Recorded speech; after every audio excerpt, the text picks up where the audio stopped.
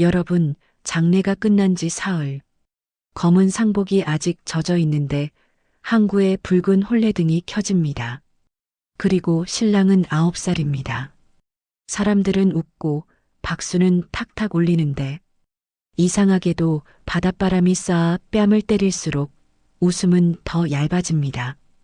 그날 밤 신방에서 들려온 건 아이의 울음도 신부의 웃음도 아니었습니다. 찰칵 문이 잠기는 소리. 그 다음 아주 낮은 목소리로 누군가가 말합니다.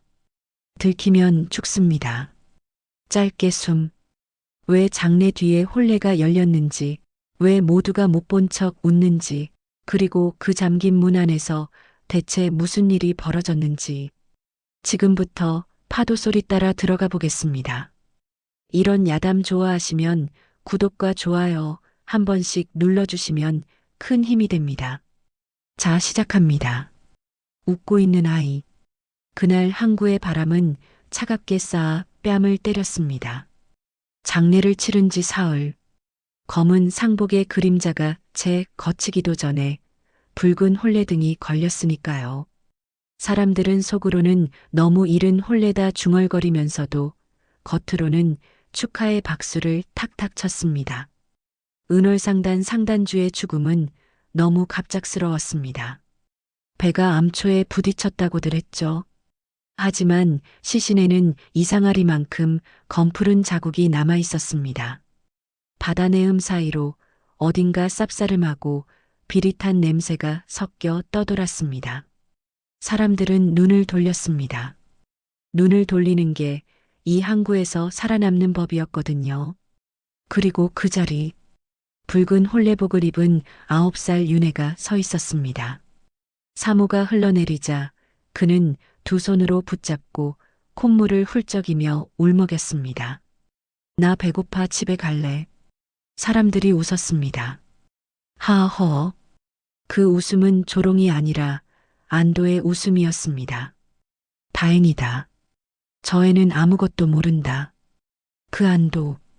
외숙부 조만식은 그 웃음을 즐기고 있었습니다. 그는 수염을 느릿하게 쓸어내리며 말했습니다. 형님은 너무 아이를 귀하게 키웠어. 그의 시선은 이미 상단의 창고와 선박, 그리고 장부 자물쇠로 향해 있었습니다. 윤혜는 고개를 숙인 채 발끝으로 흙을 슥슥 문질렀습니다. 하지만 고개를 드는 순간 눈동자가 잠깐, 아주 잠깐 번쩍 빛났습니다. 그는 알고 있었습니다. 아버지가 왜 죽었는지, 배가 왜 암초에 부딪혔는지, 그리고 오늘 자신이 왜 살아있는지. 그가 바보처럼 웃는 이유는 단 하나였습니다. 살기 위해서. 상단 회암. 문이 닫히자마자 공기가 꽉 눌렸습니다. 장부가 놓인 책상 위로 등불이 흔들려 그림자가 출렁출렁 춤을 췄습니다. 외숙부는 장부를 윤혜 앞에 툭 던졌습니다. 도련님, 이익을 계산해 보시오. 윤혜는 장부를 거꾸로 들었습니다. 눈을 끔뻑이며 일부러 혀를 꼬았습니다. 글자가 춤춰 의해해. 하인들이 킥킥댔고 누군가는 손으로 입을 가리며 웃었습니다. 외숙부는 자리에서 일어나 선언하듯 말했습니다. 이 아이는 상단을 이을 자격이 없다. 그 말은 선고였습니다. 그 순간부터 윤혜는 보호받는 도련님이 아니라 언제든 치워질 짐이 됐습니다. 그러나 그날 밤, 창고 뒤편 바닷바람이 틈새로 스으 스며드는 곳에서 윤혜는 장부를 다시 펼쳤습니다. 달빛 아래 그의 눈은 차갑게 식어 있었습니다. 염전 수익 감소 선박수는 증가 사라진 은전 300냥. 숫자 사이에서 그는 피 냄새를 맡았습니다. 밀무역. 그리고 아버지의 죽음. 그때 뒤에서 인기척이 사박났습니다. 초린이 서 있었습니다. 낮과 다르십니다. 윤혜는 잠시 멈췄다가 목소리를 낮게 가다듬었습니다. 저를 믿으십니까? 초리는 망설이지 않았습니다. 믿겠습니다.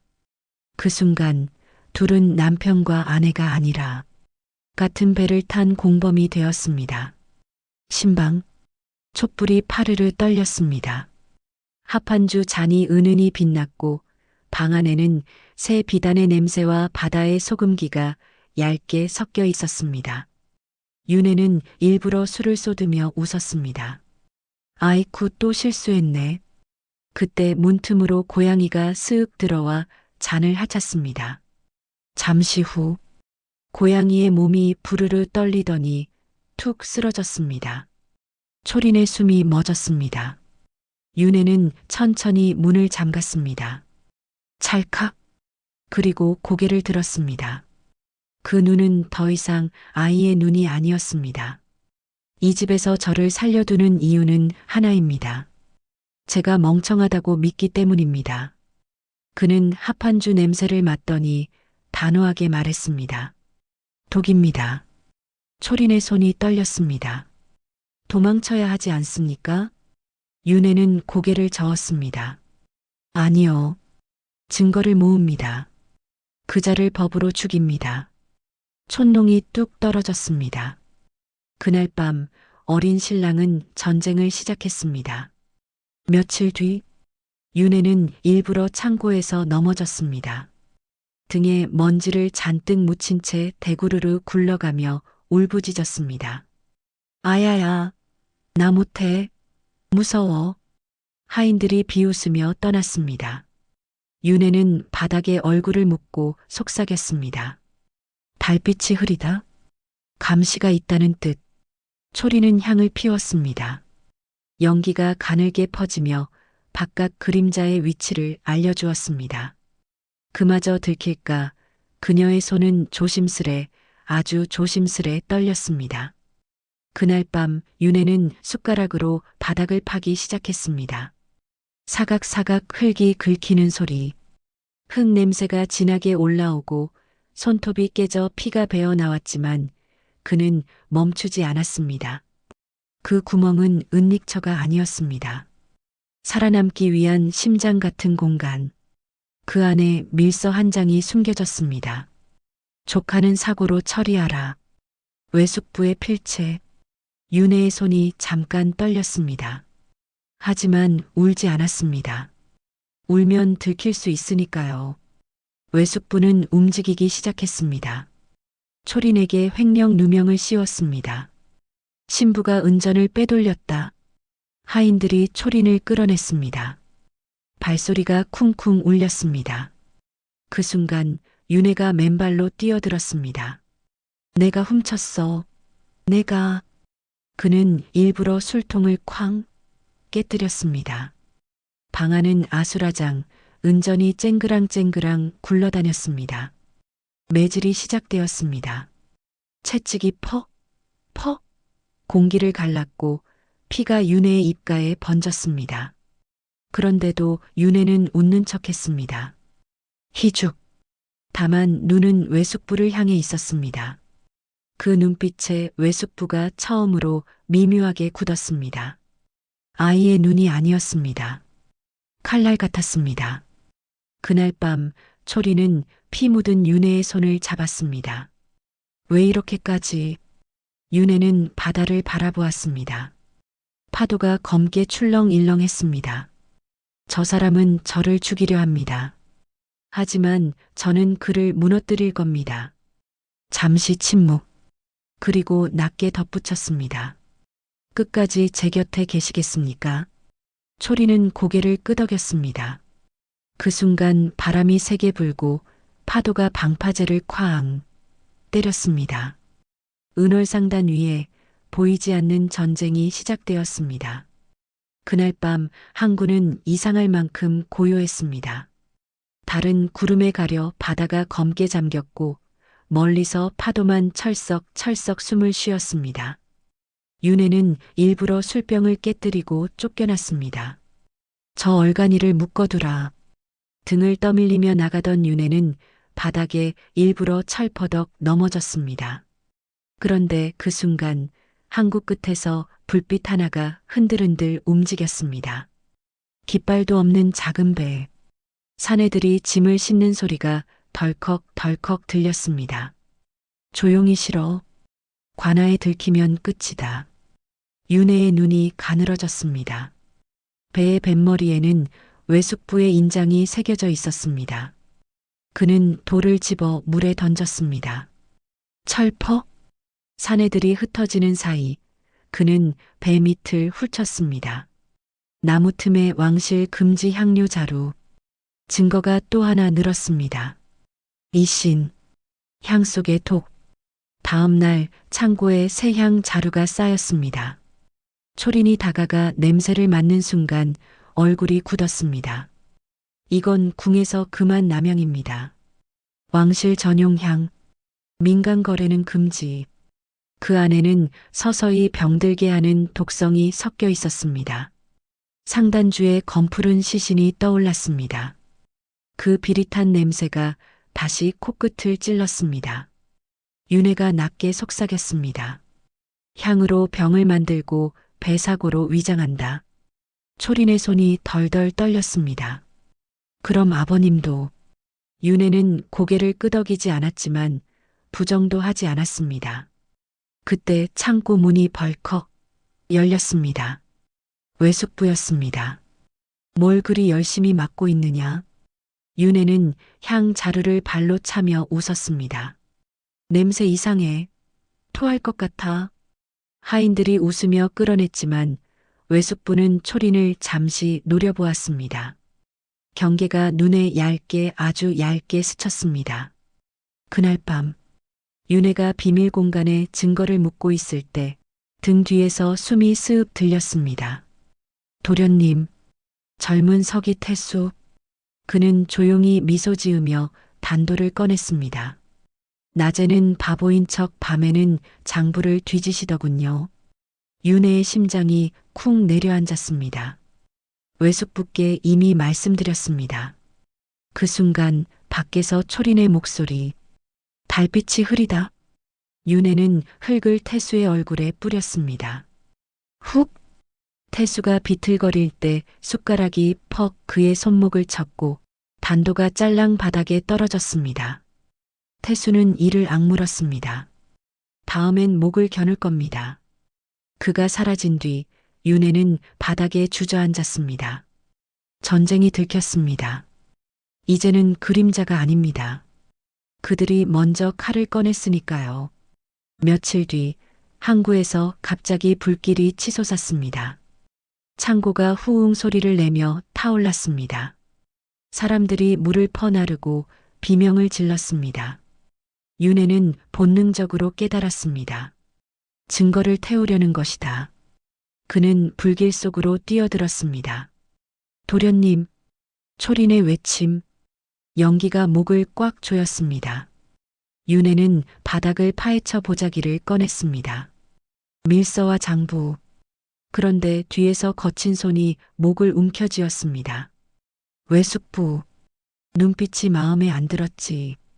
그는 윤혜를 불길 쪽으로 밀었습니다. 사고는 늘 일어나는 법이다. 윤혜의 발이 허공에 떠오르던 순간 초린이 불붙은 기둥을 밀어 외숙부 팔을 쳤습니다. 쾅! 균형이 무너졌고 윤혜는 바닥으로 쿵 굴러 떨어졌습니다. 연기 속에서 숨이 뒤엉켰습니다. 그리고 외숙부가 처음으로 소리쳤습니다. 저 아이를 없애라. 명령은 이제 공개가 되었습니다. 그날 밤 윤혜와 초리는 창고 뒤편 작은 문으로 빠져나왔습니다. 보자기는 품에 꼭 안겨 있었고 항구엔 무장한 사내들이 수색을 시작했습니다. 도련님을 찾아라. 발소리가 점점 가까워졌습니다. 쿵쿵쿵. 초린의 숨이 가빠졌습니다. 관하로 가야 합니다. 윤혜는 고개를 저었습니다. 지금은 안 됩니다. 증거가 아직 부족합니다. 그런데 바로 그때 멀리서 들려오는 말발굽 소리, 그리고 잡아라 하는 고함. 더 숨으면 죽습니다. 증거가 더 모일 때까지 기다릴 시간도 이제는 없습니다. 윤혜는 마지막으로 항구를 돌아봤습니다. 그을린 깃발이 바람에 후두득 떨리고 있었습니다. 어린 시절이 끝나는 소리 같았습니다. 횃불이 움직였습니다. 사내들이 달려오고 있었습니다. 윤혜가 초린의 손을 꽉 잡았습니다. 뛰십시오. 두 사람은 파도 소리를 등지고 달렸습니다. 그때 화살이 날아와 땅에 퍽 꽂혔습니다. 전쟁은 더 이상 그림자가 아니었습니다. 목숨이 걸린 추격이 시작되었습니다. 새벽 안개가 자욱 깔렸습니다. 윤혜와 초리는 밤새 달려 작은 관아 마을에 도착했습니다. 윤혜의 발바닥은 찢겨 피가 흐르고 숨은 가쁘게 끊어졌습니다. 관아 문은 닫혀 있었습니다. 열어주시오. 상단의 비밀을 고발하러 왔습니다. 문지기가 비웃었습니다. 애송이가 무슨 고발이냐? 그때 뒤에서 말발굽 소리 두두두. 외숙부의 사내들이 쫓아온 것입니다. 초린이 속삭였습니다. 이제 선택입니다. 숨을 것인가, 드러낼 것인가. 윤혜는 잠시 눈을 감았다가 안개를 찢듯 외쳤습니다. 은월상단 상단주의 죽음은 사고가 아닙니다. 그 외침이 새벽 공기를 갈랐고 관아 문이 열렸습니다. 사또는 윤혜를 내려다보았습니다. 내가 상단주의 아들이냐? 윤혜는 일부러 말을 더듬었습니다. 저는 사또가 고개를 젓는 순간 윤혜의 목소리가 돌연 또렷해졌습니다. 밀무역과 독살 혐의로 외숙부 조만식을 고발합니다. 방안이 얼어붙었습니다. 외숙부가 들어왔습니다. 여유로운 얼굴. 사또 날이 아이가 겁을 먹어 헛소리를 하는 것입니다. 윤혜가 보자기를 꺼냈습니다. 밀무역 계약서, 왕실 금지향의 봉인, 그리고 외숙부 필체의 밀서. 조카는 사고로 처리하라. 사또의 눈이 가늘어졌습니다. 그러나 외숙부는 웃었습니다. 필체는 흉내낼 수 있지요. 긴장이 팽팽해졌습니다. 숨소리조차 무겁게 내려앉았습니다. 외숙부는 태수를 불렀습니다. 증인으로 세우겠습니다. 태수는 머리를 숙였습니다. 도련님이 장부를 위조했습니다. 방안이 술렁. 윤혜의 심장이 쿵 내려앉았습니다. 태수는 거짓으로 덧붙였습니다. 불을 지른 것도 도련님입니다. 사또의 표정이 흔들리는 순간 초린이 앞으로 나섰습니다. 저에게도 증거가 있습니다. 그녀는 향 주머니를 꺼냈습니다. 이 향은 상단주께서 쓰던 향입니다. 성분을 확인하면 독이 검출될 것입니다. 외숙부가 날카롭게 쏘아붙였습니다. 말도 안 되는. 그러나 사또가 향을 맡는 순간 얼굴이 굳었습니다. 그 냄새는 왕실 금지 향과 같았습니다. 균열이 생겼습니다. 거짓이 한번 흔들리기 시작했습니다. 궁지에 몰린 외숙부는 소리쳤습니다. 아이의 말이 믿을만합니까? 9살입니다. 그때 윤혜가 천천히 고개를 들었습니다. 저는 5살에 천자문을 뗐습니다. 그는 밀서를 또박또박 읽어내려갔고 붓끝의 각도와 필액 습관까지 짚었습니다.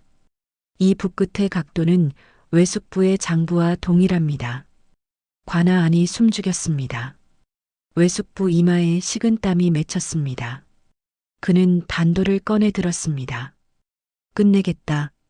순간 호의가 달려들었고 단도가 짤랑 떨어졌습니다. 외숙부는 무릎을 꿇었습니다. 거짓이 칼을 들 때 진실은 이미 이긴 겁니다. 사또의 목소리는 낮고 무거웠습니다. 밀무역, 독살 시도, 상단 자금 횡령. 정적? 조만식은 유배형에 처한다. 상단은 굳고 환수 후 정리한다. 공기가 무너졌습니다. 외숙부는 이를 갈며 윤혜를 노려보았습니다. 내가 나를. 윤혜는 고개를 숙이지 않았습니다. 아버지의 죽음은 헛되지 않습니다. 초린의 눈에 눈물이 고였지만 그 눈물은 두려움이 아니었습니다. 끝까지 버틴 사람만이 흘릴 수 있는 조용한 눈물이었습니다. 사또가 물었습니다. 상단을 내가 이을 것이냐? 윤혜는 바다를 떠올리고 고개를 저었습니다. 저는 힘이 아닌 법으로 지키겠습니다. 한양으로 가 학문을 배우겠습니다. 관아 종이 탕탕 울렸습니다. 소년의 전쟁은 다음 단계로 넘어갔습니다. 판결 사흘 뒤 항구는 조용했습니다. 검은 재가 바삭 소리를 내며 발밑에서 부서졌습니다. 윤혜는 작은 보따리를 메고 서 있었습니다. 초린이 조용히 물었습니다. 지금 떠나셔야 합니까? 윤혜는 은빛 칼자루를 꺼냈습니다. 그리고 둘로 나눴습니다. 절반은 제가, 절반은 당신이. 초린의 손바닥에 차가운 금속이 얹혔습니다. 10년. 반드시 돌아옵니다. 초린은 묻지 않았습니다. 그저 칼 조각을 꽉 쥐었습니다. 윤혜는 뒤돌아보지 않고 배에 올랐고 파도는 그를 천천히 삼켰습니다. 윤혜가 떠난 뒤 은월상단은 폐허였습니다. 빛과 불신이 남았습니다. 사람들은 수군거렸습니다. 어린 과부나 다름없다. 초리는 이를 악물었습니다. 창고를 다시 열고 남은 물건을 정리하며 작은 거래부터 다시 시작했습니다. 그때 어떤 상인이 문턱을 넘었습니다. 말끝은 달콤했고 눈빛은 차가웠습니다. 부인을 도와드리지요. 대신 명의는 제 것으로. 초리는 미소 지었습니다. 그리고 계약서를 펼쳐 또박또박 썼습니다. 도와주는 사람은 계약을 원하지 않습니다. 빼앗는 사람만 계약을 원하지요. 상인의 얼굴이 굳었습니다. 밤이면 초리는 은빛 칼자루를 꺼내 속삭였습니다. 돌아오겠지. 돌아오게 해줄 거야. 기다리는 사람이 아니라 지키는 사람이 되기로 했습니다. 한양의 겨울은 살을 애는 듯 했습니다. 윤혜는 작은 초가에서 공부했습니다. 밥은 하루 한 끼, 등불은 깜빡깜빡 꺼질 듯 흔들렸습니다. 그는 법조문을 베꼈으며 속삭였습니다. 힘은 빼앗길 수 있지만 법은 남는다. 스승에게 물었습니다. 밀무역을 막는 방법은 무엇입니까? 스승이 답했습니다. 제도를 바꾸는 것이다. 그리고 내가 그 자리에 서야 한다. 응시비조차 없어 쓰러진 날, 윤혜는 눈 속에서 은빛 칼자루를 쥐었습니다. 반드시 돌아간다. 그는 이를 악물고 다시 일어섰습니다. 눈발이 얼굴을 때렸지만 그 눈빛은 꺼지지 않았습니다. 10년. 과거 시험장. 주제는 해상조세 개혁안. 윤혜의 눈이 번쩍였습니다. 그러나 누군가 속삭였습니다. 은월상단 아들 아니오? 시험을 포기하면 조용히 살 수 있을 것이오. 위허? 그 말은 곧 다시 죽을 수도 있다는 뜻이었습니다. 윤혜는 잠시 눈을 감고 초린을 떠올렸습니다. 불길 속에서 자신을 잡아 끌던 손, 그 손을 배신할 수는 없었습니다. 그는 붓을 들었습니다. 사각사각. 해상무역은 국가의 근간이니 사적 이익을 위한 밀거래는 엄벌해야 한다. 글씨는 흔들리지 않았습니다. 결과 발표날 장원. 한양이 파도처럼 술렁였습니다. 장원급제. 도포자락이 바람에 헐헐 날렸습니다. 윤혜는 거울을 보았습니다. 더 이상 꼬마가 아니었습니다. 스승이 물었습니다. 어디로 갈 생각이냐? 윤혜는 망설임 없이 말했습니다. 남해입니다. 그는 임명장을 품었습니다. 해상어사. 밤 혼자 남은 방에서 은빛 칼자루를 꺼내 속삭였습니다. 10년. 기다리셨겠지요. 그리고 떠날 준비를 마쳤습니다. 남해 항구의 북소리가 둥둥 울렸습니다. 해상어사 행차다. 사람들이 길을 열었습니다. 갓을 쓴 사내 윤혜가 걸어 들어왔습니다. 불에 그을린 옛 창고 자리 앞에서 그는 잠시 눈을 감았습니다. 아버지. 그리고 고개를 들었습니다. 상단 문 앞에 초린이 서 있었습니다. 은빛 칼자루를 허리춤에 찬 채 두 사람은 곧장 다가가지 않았습니다. 그 순간 항구 한쪽에서 소란이 터졌습니다. 밀무역 잔당이 남아 있었습니다. 외숙부의 옛 부하들. 어사가 오기 전에 끝내라. 칼이 번뜩, 불화살이 슝. 상단으로 날아갔습니다. 초린이 먼저 움직여 물통을 엎었습니다. 차. 은월상단은 2번 무너지지 않는다. 윤회는 차분히 명령했습니다. 항구봉쇄, 선박수색, 인장대조. 군졸들이 우르르 움직였습니다. 잔당이 달아나려는 순간 윤회가 한 사람의 팔을 붙잡았습니다. 태수였습니다. 도련님 아니 어사나리. 윤회가 낮게 말했습니다. 이번에는 법이다. 태수의 손목에 포승줄이 감겼습니다. 퍽, 꽁. 불길은 꺼졌고 바다는 다시 고요해졌습니다. 관아 마당. 백성들이 모였습니다. 웅성임이 와글와글 퍼졌고 아이들은 어른들 뒤로 숨었습니다. 윤회는 단 위에서 선언했습니다. 은월상단을 이용한 밀무역은 국가의 근간을 흔드는 죄다. 장부가 펼쳐졌고 이름이 낱낱이 읽혔습니다. 사람들은 숨을 삼켰고 누군가는 고개를 숙였습니다. 윤회가 마무리했습니다. 은월상단은 국법 아래 재정비한다. 사적 이익을 위한 바다는 끝났다. 이번에는 누구도 단도를 꺼낼 수 없었습니다. 법이 더 강했기 때문입니다. 모든 것이 끝난 뒤 항구는 붉은 노을에 잠겼습니다. 윤회가 상단 마당으로 걸어 들어가자 초린이 서 있었습니다. 10년의 세월이 그녀를 단단하게 만들었습니다.